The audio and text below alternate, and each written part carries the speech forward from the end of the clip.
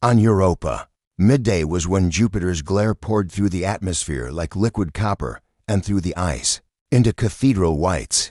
The research dome sat on that brightness like a blister half laboratory, half greenhouse, with a training field stitched onto its southern flank where the ice had been scoured flat, and the snow anchored with grid lines. At the rim, hoarfrost curled like feathers. In the dome's control gallery, Dr. Neria Avedisian pressed a palm to the plex and watched her breath purl against its chill. "Range telemetry is live," said Yash, her senior tech, from behind a forest of monitors. "Spectral suite looks good. Hypers, IR, FMCW radar, LiDAR, ultrasound. We even fixed the Mwone tunnel. Don't ask me how." Neria glanced back with a dry smile. "I won't. Bring up the training lanes." The hollow bloomed into 6 lanes in one unbroken panorama, 20-meter corridors bounded by frost stakes, dotted with imported scrub from the hydroponics wing. The shrubs looked absurd under Europa's sky-stunted, pale green domes that belonged to a summer park, not a moon where the air inside your lungs could hard freeze in seconds. Beyond the field, the ice plain ran toward the horizon with all the patience of a glacier, and over it hung the planet, the big one, a marbled god, orange belts, ivory storms, the great red wound. An adaptive suited figure stepped into lane 1 with a fluid, seal-slick grace. Then another in lane 2. 3 more ghosted forward. They made no sound except the soft arterial hum of their photonic skins coming to temperature. "Spectre 9 South are sensed," Yash said. "Cadet tags in the clear, Ruiz, Mogadam, Debel, Sato, and Osei." At the name, Neria's attention snagged. "Kieran's in lane 5. He drew the short straw," Yash said, and the corner of his mouth ticked. "He'll complain later. Later is fine," Neria murmured. She'd fought to run this trial, an honest comparison of cutting-edge cloaks versus the blunt, unromantic tactics the military liked to call fieldcraft. The board had hated the idea. Funds flowed toward quantum metasheets and layered M-shrouds, not mud and brush. But Neria had insisted on worlds where power could die, where an ion storm could cook your batteries and the cold could shatter ceramic. The primitive sometimes had teeth, and something in Europa's thin chemical fog, something that ghosted in the brines and algae tanks, had been nagging at her models for months. There were dips in the noise floor, phase drifts that didn't make sense. So, a test. Let the suits run. Let the soldiers crawl. Watch who vanished. "Control," came the tinny voice of the range marshal over the intercom. "This is range. All lanes green.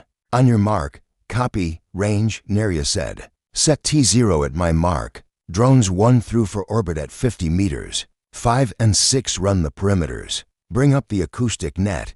Around the gallery, chairs squeaked as interns leaned forward. Company observers in crisp slate jackets cleared their throats, trying to look permissive. The military liaison from the garrison, Commander Shu, stood with arms folded and a face of iron. He liked the suits. He didn't like tests he hadn't ordered. Neria set her hand on the console and tapped the start. "Go."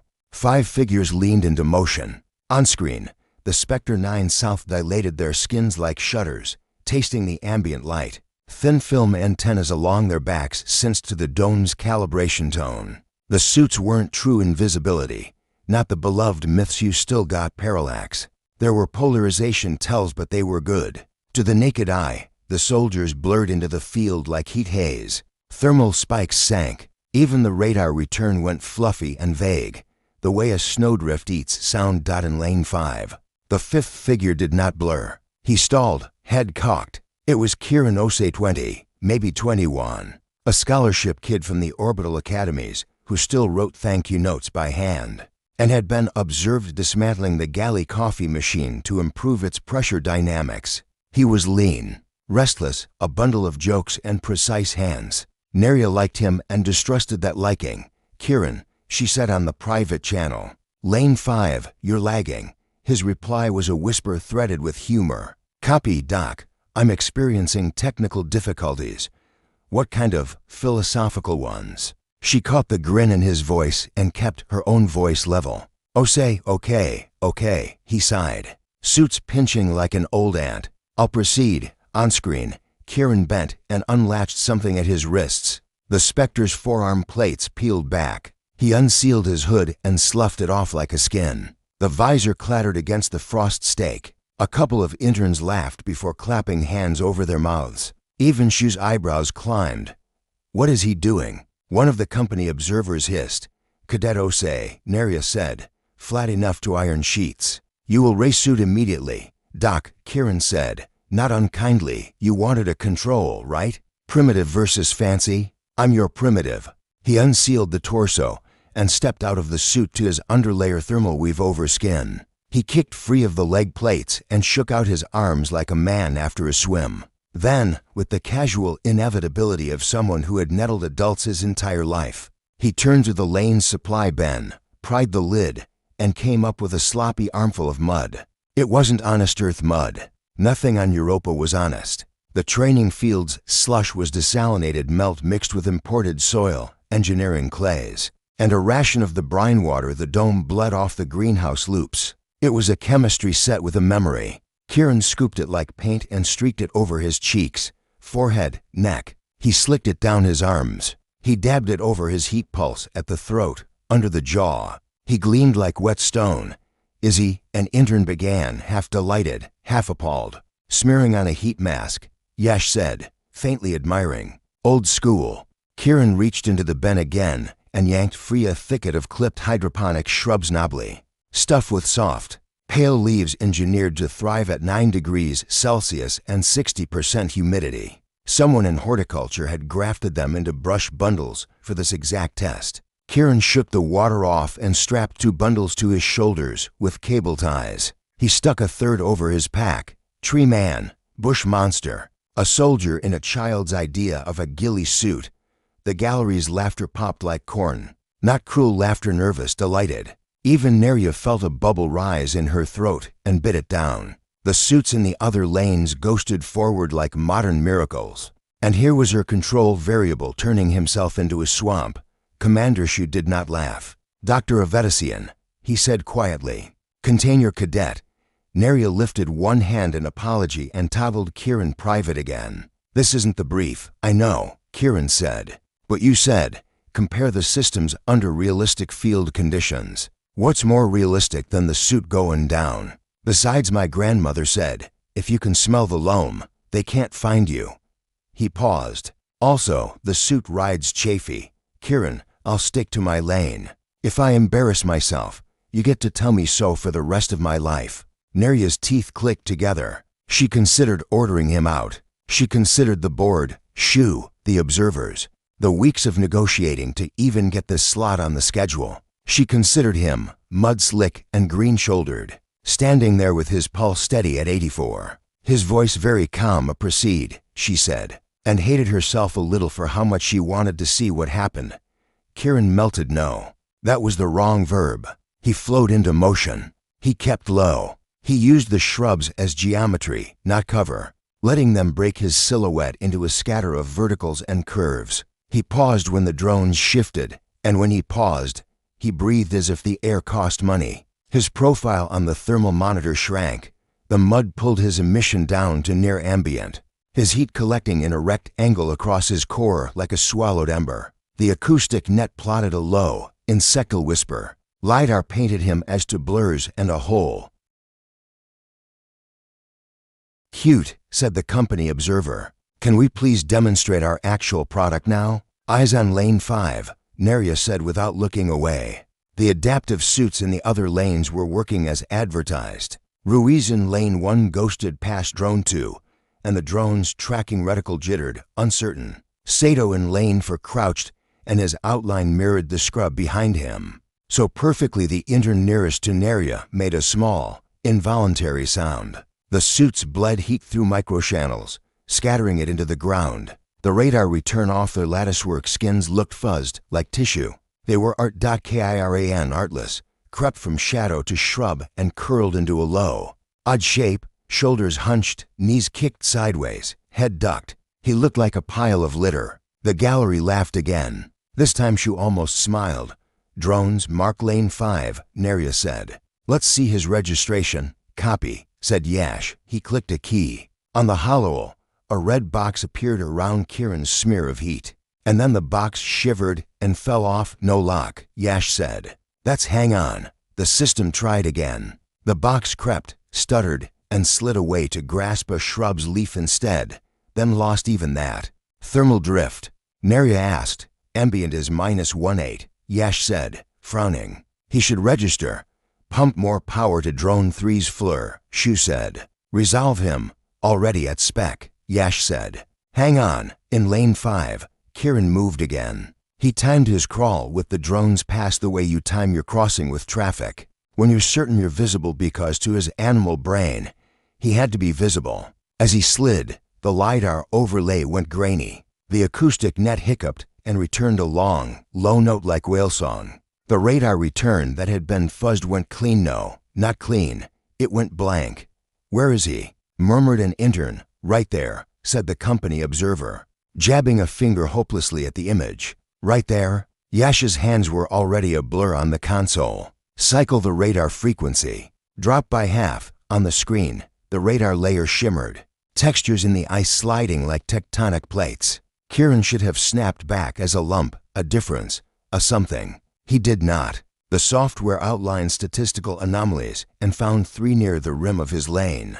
A gust of blown snow, a twitching leaf at the end of a branch, and a patch of ice that had absorbed 10 watts of heat more than it should have. Tell me he isn't under the ice, Shu said.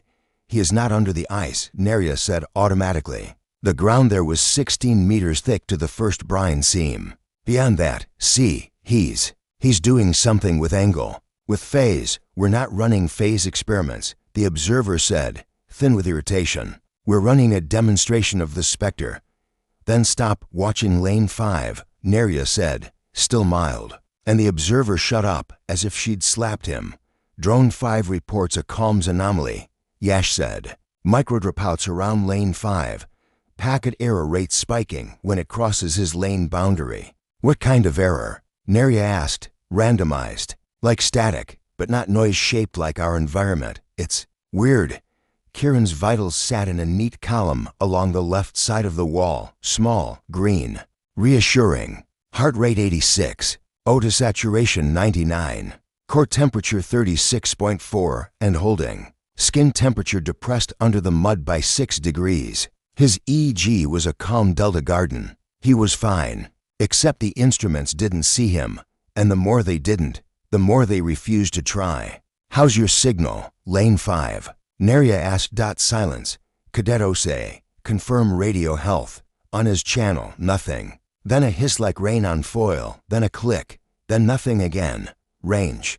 We have a comms failure on lane 5, Nerya said aloud. Hold positions in all other lanes. Copy, came the marshal. All lanes hold. In lane 1, Ruiz froze mid-crawl. In lane 4, Sato went statue. In lane 5, the smear that should be Kieran did nothing. The drones spun their lazy orbits. The hollow hummed softly like a throat clearing. We're dropping LiDAR resolution around his last location, Yash said. That's a software. No, that's not software. That's return loss. That patch is eating our light, eating, repeated the observer, as if the word offended him. Strong absorptive scatterers will do that, Yash muttered. But not like this. Shu's voice had lost its patience. Call him out, doctor, Kieran, Nerya said. And this time she let his given name come out like a rope she could throw. Stand. Break position. Wave your arms. Make yourself big. Silence. Then something. A sound that wasn't a sound. The barest crunch of frost. Magnified in her own ears because she was hunting it. A shadow shifted. Or Jupiter's light shifted. Or something in her made-up mind shifted. Because when you looked hard enough at a pattern, your brain would give you one. Kieran, she tried again. Softer. This isn't funny. It is a little funny, Yash whispered, which did not help. The Mwone tunnel. That awkward contraption the board had not wanted to fund sent up a scratchy line of numbers. It wasn't meant for this. It was meant to see voids in bulk ice, to predict where a drilling bore might hit a pocket. But Nerya had insisted they run it, too, because her models didn't like to be lonely. And now the Mwone flux readings round lane 5 hiccuped in a way that made the hair at the nape of her neck remember old stories about caves and gods. Run a baseline subtraction, she said. And Yash did, and the hiccup remained. We're getting variation at 7 sigma, he said after a beat. I don't know what that means in human. It means something is very not normal, Neria said. She exhaled slowly. Range, I'm calling a pause. Ruiz, Sato, Mogadam, Debel returned to start points. Lane 5, if you can hear me, hold position. Do nothing. We're coming to you. Dr. Avedisian, Shu began. She turned. He's my cadet, she said quietly. And he is somewhere between 2 shrubs with mud on his face. For the first time all morning. Shu looked not annoyed, but wary. You think he's fallen into a crevasse we didn't map, or into a brine slot, or he's right there. Commander, she said, pointing to the blank spot on the map as if pointing could anchor the world. And we are not seeing him. Why we are not seeing him? I intend to find out without putting another person into that same condition. The playfulness died in the gallery. The interns pressed their backs to their chairs as if making room with their bodies. Could make room in the room for fear. The observer put his handkerchief away and did not take it out again. Neria keyed the manual channel, the one that rode the copper wire in the stake, at the edge of lane 5, old-fashioned, ugly, stubborn. Kieran, she said into that wire, if you can hear me through the ground, do not move. I'm going to walk toward you. I will stop 2 meters short of your last mark. If you can see me, raise your left hand once. She clipped a safety harness to the handrail along the gallery's exit and stepped into the antechamber. The air lightened, chilled, sharpened. The dome exhaled her like a sigh. She pulled a mask over her mouth and nose the outside air wouldn't kill her instantly. But she preferred her lungs unharmed and palmed the outer door. It rolled aside with a noise like old ice snapping. The light hit her like snow glare. Through the glass visor she saw the field again, but not tamed by the wall anymore. The cold had grit to it, as if it were refusing to be breathed. Every sound was bigger, the drone rotors like angry bees. The distant creak of ice shifting in the dome's foundation. The whisper of wind that had crossed a world to touch her cheek. She took the stairs down to the field one by one. Her soles crunched frost. The lane stakes stood waist high, their flags motionless. The imported shrubs smelled faintly, impossibly, of green of cut stems and something peppery she couldn't name. The mud bin, where Kieran had dipped his hands, gave off a warm, mineral breath. She looked at it and then away, because looking at it made the idea unfurl in her mind that mud could be alive. At the edge of lane 5 she stopped and crouched and pressed her gloved fingers to the ice. The cold chewed through the glove and into the bones of her fingers. She spoke again into the wire. Kieran, 2 meters in. Show me a hand, and for a heartbeat, for an impossible flicker. The air in front of her glittered not like snow, not like anything her eyes had been trained on. It glittered like a thought trying to become real and failing at the last second. The hairs on her forearm leaped. Then it was gone. Behind her, on the gallery's speakers, Yash's voice went high and thin. Doctor, the comms just zeroed. All drones, all lanes, the entire field just dropped. The silence that flooded the field made her stomach fall. No rotor hum, no soft electronics. Even the dome's heartbeat, the quiet thrum of heat exchange and pumps and fans, seemed to pull away. Kieran, she said, and it was almost a prayer.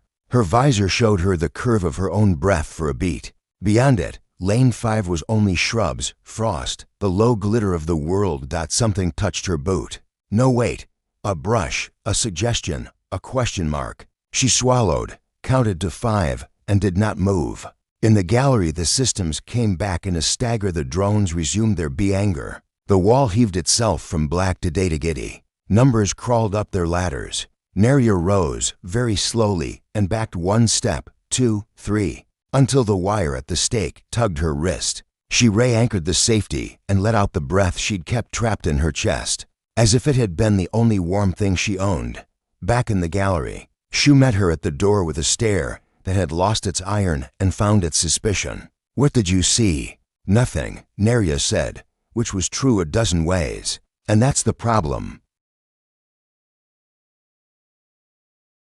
The silence of the dome lasted only seconds, but Kieran felt it like hours. 1 heartbeat he was crouched in mud, wrapped in bushes like a bad cartoon of a soldier. The next, the world's sounds folded inward, as though he'd been shoved under water. Drone hums vanished. Even his own ragged breath didn't reach his ears. Am I deaf? He touched his throat, then his chest, pressing hard to feel the reassurance of breath moving. His lungs worked, his heart thudded, his blood moved warm and fierce. But the noise, the music of being alive was gone. He parted a branch strapped to his shoulder and peered toward the lane's end. Beyond the shrubs, he saw the ice plain stretching to the horizon, Jupiter hanging overhead like a molten scar in the sky. And yet, something about it looked wrong. The air shimmered faintly, as if he were staring through glass that wasn't polished right. Lines bent. Shadows didn't obey. The horizon had a tilt. He raised his comm to his mouth. "Control, this is Osei. I'm still here. Do you copy?" Nothing. Not even static. Kieran froze, staring at the tiny display on his wrist. Normally, there would be signal strength icons, encryption codes, heartbeat pings back to the dome. Now, the screen was bare. A blank pulse line, flat as the dead. "Okay," he whispered, the words soundless in the void. His lips moved. His chest expanded. Yet the act of speaking had been stolen. "Okay, don't panic. Just mud, just bushes. You're not magic, you're not cursed. You're just something." Flickered at the edge of his sight. He turned sharply. Nothing there, only the brittle shrubs, the gloss of frost. But the shimmer in the air rippled like heat above asphalt. Slowly, he lowered himself again, curling into the same odd, hunched knot he had practiced. When he stilled, the shimmer stilled too. He thought of the spores. He hadn't cared, scooping the mud Europa as living soil, they called it, laced with colonies that helped scrub carbon in the greenhouse domes. The mud had clung oddly to his skin, heavier than earth soil, faintly luminous in streaks when he first smeared it on. Now those streaks pulsed, barely visible but undeniably alive. He touched a patch on his forearm, warm, almost electric. The spores thrummed in time with his heartbeat, as if sensing. And when he exhaled slowly, holding as still as a statue, they pulsed in harmony, dimming his heat, bending the shimmer, until even his own eyes couldn't tell where his arm ended and the shrub began. "This isn't camouflage," he thought, the words locked inside his skull. "This is." He didn't finish the thought, because across the lane, a drone drifted overhead, its belly sensors glowing. Kieran ducked automatically. The machine passed within meters, scanning in tight cones. Not a flicker, no alert ping, no shift in its pattern. "It can't see me." Excitement burned through his fear. He stood, bold, waving both arms. The drone floated past, blind. But the thrill didn't last. A darker realization followed. The mud wasn't just blocking signals. It was erasing him. His body heat gone. His calm gone. His voice gone. The world was treating him as though he'd slipped one step sideways, off the map of reality. And in that sideways place, he wasn't alone. The shimmer moved again. Not with him this time, but around him. It elongated, stretched, until it resembled a figure, tall, fluid, not quite solid. A body made of refracted air. It tilted its head. Another joined it, flickering in and out like a glitch in a simulation. Kieran's breath caught, though no sound escaped. His body screamed predator, but his mind whispered something else. They've been here. They hadn't appeared because of him. They had always been in this hidden layer, invisible, until he stumbled into their quiet dimension by accident.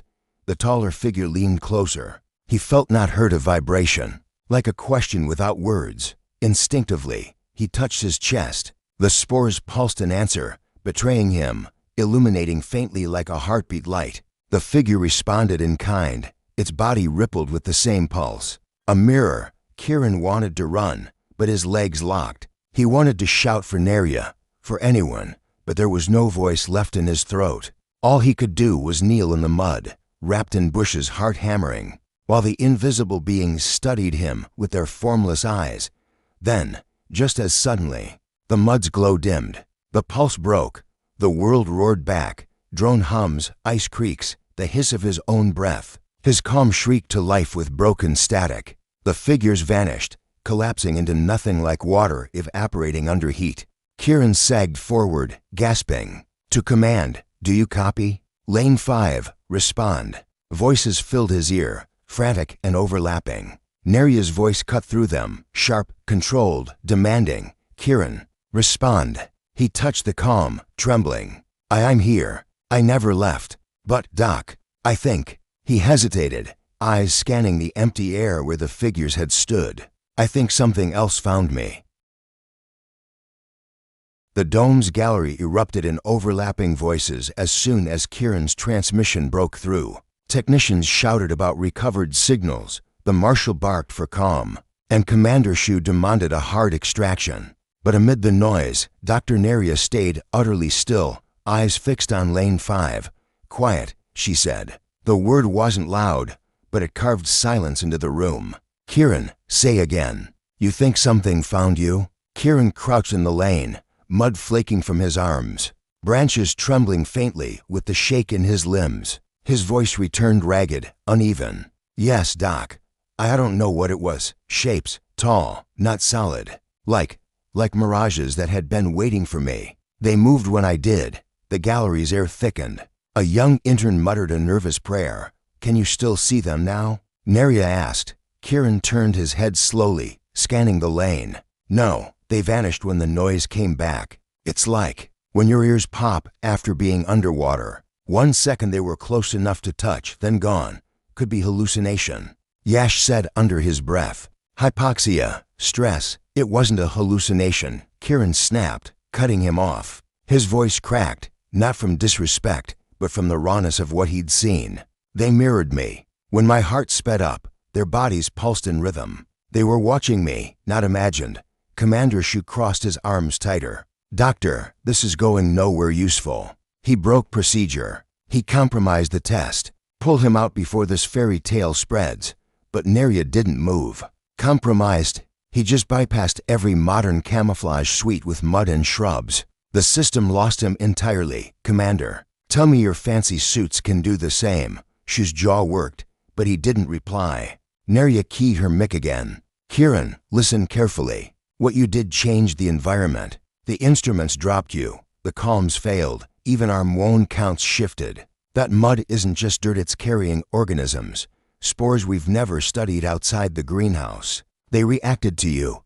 Kieran blinked down at his skin. The mud was drying now, cracking in places. But faint veins of light still flickered beneath the flakes, like dying embers. Yeah, I felt it. They sense with me. Almost like they wanted me hidden.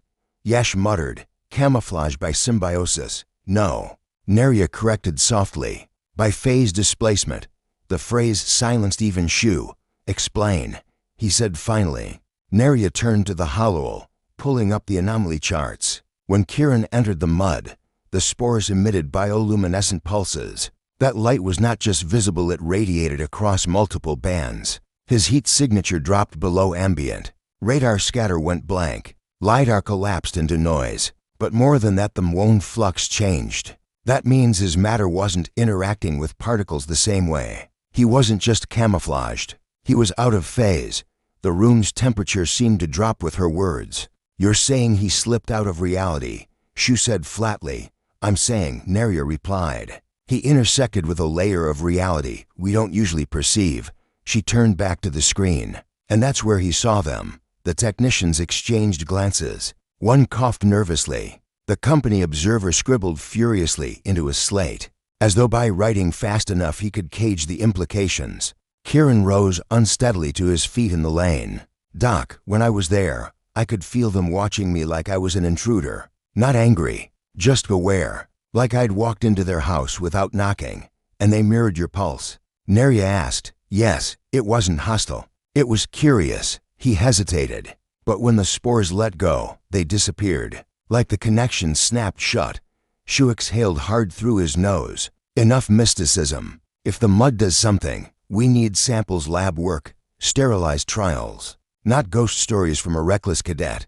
Neria's gaze sharpened. Commander, if this is real and every instrument says it is, then we've stumbled onto more than camouflage. We've made contact. However primitive, however accidental, Kieran didn't just vanish. He was seen by something already living in that space. The weight of her words pressed into the gallery like an extra atmosphere. Contact. Not with microbes or spores. Not with bacteria scraped from Europa's ocean. But with entities, beings sharing the same moon on a different plane. For the first time. No one spoke. On the field, Kieran shivered. He felt the mud tightening against his skin, almost as if reluctant to release him fully. The branches drooped at his shoulders. His calm hissed faintly, the link unstable. He whispered into it, voice hollow, "Doc, I don't think this was just camouflage. I think it was an invitation." And though the gallery bristled with disbelief, no one could deny the tremor in their own bones when he said it. The recovery alarm pulsed red through the gallery as ranged teams scrambled onto the field. Their boots struck the ice in sharp staccato. Voices clipped over secure comms. They surrounded Lane 5, half terrified, half thrilled. While Kieran stood in the middle like a scarecrow dragged through a swamp, the mud was drying, falling away in crusted flakes. The bushes slumped off his shoulders, but his eyes, those were what stopped everyone in their tracks. They glowed faintly, a phosphorescent sheen threaded in the iris, like the same spores had woven themselves into his blood. Dr. Neria descended the ramp 2 steps at a time. She reached him first, brushing off a medic's hand. "Don't touch him until we know what we're dealing with." Kieran tried to smile, but it came out wrong. His lips twitched, the glow in his eyes pulsed, and his voice vibrated in a register just below human hearing. "I'm fine, Doc." The sound crawled over the ice. Several soldiers shifted uneasily. "You're not fine," Neria said, softer. "You're changed. What happened when the spores released you?" Kieran blinked slowly, as if measuring whether to answer. His throat worked, his jaw tightened. Then the words spilled out, fractured but insistent. They noticed. They were already here, waiting. The spores opened the door, and when it shut, he pressed both hands to his temples. "They didn't leave. They left something with me." Neria's heart sank. She looked up to the medics. "Get an isolation unit down here." Now, the military liaison, Commander Shu, stalked across the frost. "Enough. He's compromised. Quarantine, dissection, whatever's necessary. We're not about to coddle a soldier carrying an alien infection." Kieran's laugh was sharp, broken, like glass underfoot. "You don't get it, Commander. They're not infection. They're presence. They're watching through me right now." The glow in his eyes brightened, synchronized with the rhythm of his heartbeat. And then the field shifted. It was subtle at first, shadows bending the wrong direction, frost feathers leaning against the wind, drones stuttering mid-flight. Then came the shimmer like heat haze, but spreading in concentric ripples from Kieran's body. One by one, the shapes appeared again. Tall, fluid silhouettes made of air that wasn't quite there, emerging from nothing around the lane. The soldiers raised their weapons, safeties clicking off.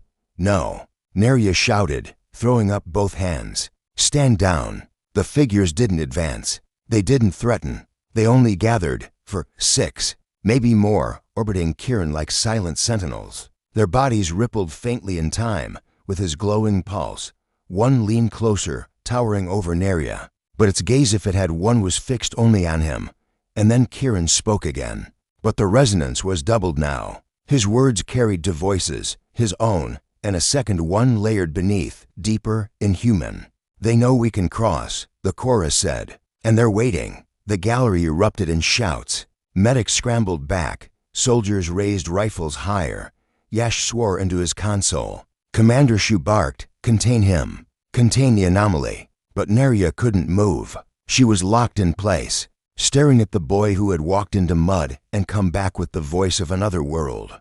Kieran's head tilted toward her. For an instant, just one, his true smile broke through. "Doc, I think I brought them home." Then the spore's glow flared white-hot in his veins, and the silhouettes vanished all at once, snuffed out like sparks in a gale. Kieran collapsed into the mud, unconscious, leaving only silence.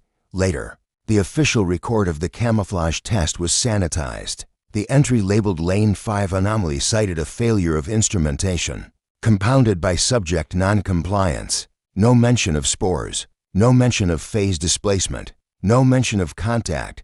But in a sealed vault beneath the dome, Dr. Neria kept the samples. Spores scraped from Kieran's skin, soil still faintly glowing, and one recording that had survived the calm dropout, just 3 seconds of distorted audio, but enough to make her bones vibrate when she played it alone at night. "We're waiting."